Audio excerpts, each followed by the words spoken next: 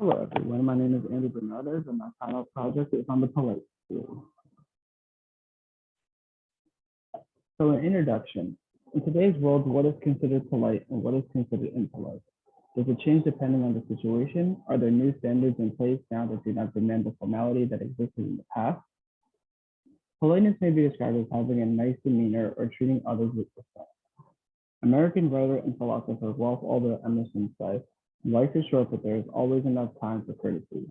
We should always question ourselves how we can be more courteous in order to be better human beings. Being polite entails being compassionate, kind, and most importantly, humble. So today what I will cover is the politeness theory, the definition, and some research behind it, the context of the theory using 3 examples of real-life situations, and an analysis of the theory. So let's start off by defining what the politeness theory is. The politeness theory, according to the textbook, is people use polite language to protect face, the public image they try to claim. 2 Stanford University scholars, Penelope Brown and Stephen C. Livingston, developed the theory between the 70s and the 80s, going off from Erving Goffman's theory about face in the 1950s. So Erving Goffman's face theory is, or his definition of face, is a mask that changes depending on the audience and the variety of social interactions. So mainly it's just your attitude and the people that you talk to. And so Brown and Livingston dove deeper into it, but focused on politeness. So the politeness theory can be broken down into 3 different categories. So power, distance, and rank. Power refers to the perceived power dynamics between the speaker and the hearer.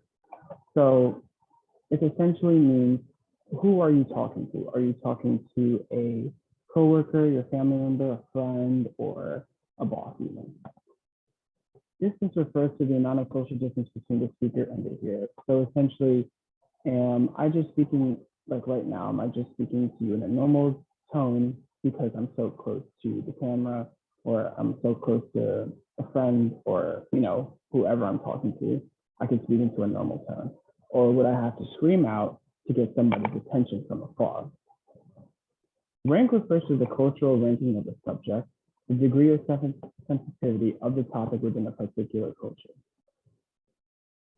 So rank kind of goes back into power as a means of, let's say you're talking to your friend, you would say, "Hey, what's up? How, what's going on?" But if you were talking to a boss, let's say, you would greet them with a hi. You would greet them, "Hi, how are you? How is it going?" Kind of.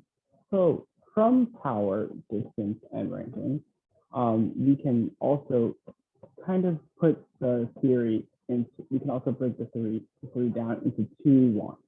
So we have positive and we have negative face wants. So in summary, positive face wants is the need to be accepted, even liked by others. So you would be treated as a member of the group.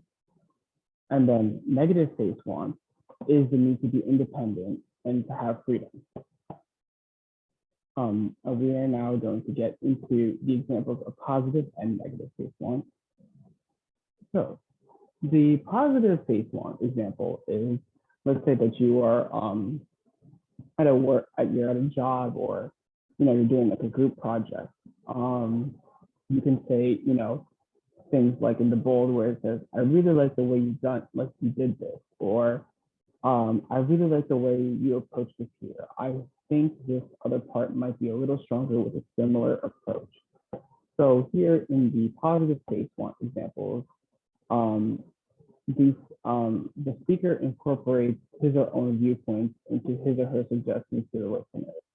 So in this way, the speaker emphasizes similarity and familiarity with the listener and the topic at hand. So essentially, they are incorporating, their kind of feedback in this sense, or however you view it.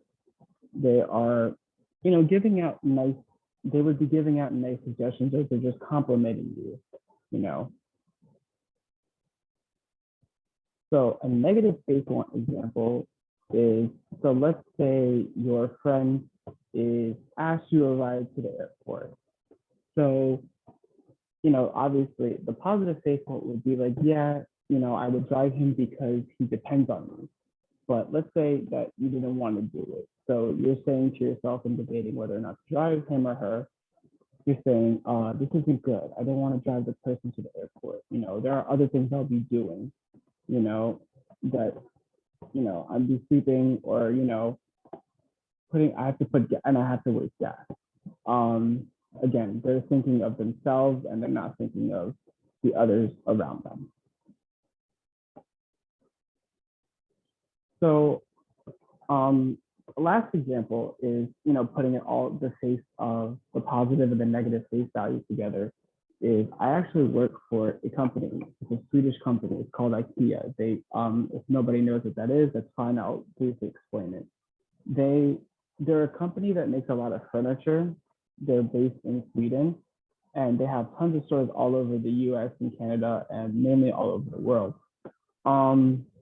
So mainly what the number one, if nobody has ever worked a retail job, the number one thing about that it's always preached when you work at an environment like this is the customer service and like the care that you give them, especially at IKEA. We want people to feel like they're at home. The main idea of, if you've ever been to an IKEA, is we want to make you feel like you're home, and we want to be able to sell you the furniture.